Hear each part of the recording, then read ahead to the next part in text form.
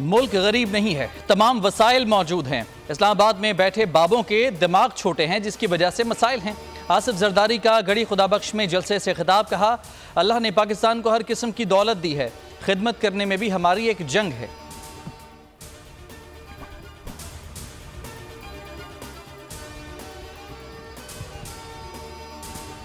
बहुत सी कुव्वतें जमहूरियत पर यकीन नहीं रखती।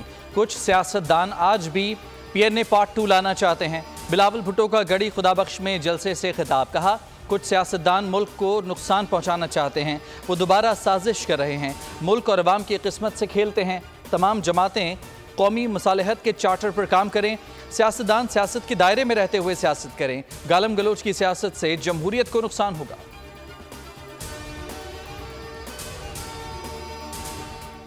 दमिश्क में ईरानी कौंसल खाने पर हमले का जवाब। ईरान की ऑपरेशन ट्रू प्रॉमिस के तहत कार्रवाई। इसराइल पर 300 से ज्यादा ड्रोन्स और मिसाइल दाग दिए। जुनूबी इसराइल में सायरन बजने से सहूनियों में चीखो पुकार मच गई।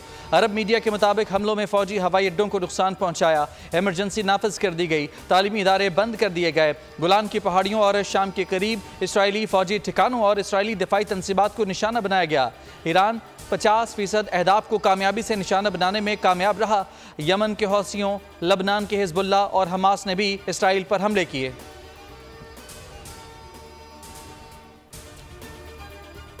और ऑपरेशन मुकम्मल हुआ। सफारत खाने को निशाना बनाने के जवाब में इसराइल पर हमला किया। ईरान का कहना है कि अगर इसराइल ने हिमाकत करते हुए जवाबन हमले की कोशिश की तो बड़े पैमाने पर नुकसान उठाने के लिए तैयार रहे। अक़वाम मुत्तहिदा में ईरानी मिशन का कहना है मामला ख़त्म हो सकता है। ये ईरान और इसराइल के दरमियान तनाज़ा है, अमरीका इससे दूर रहे।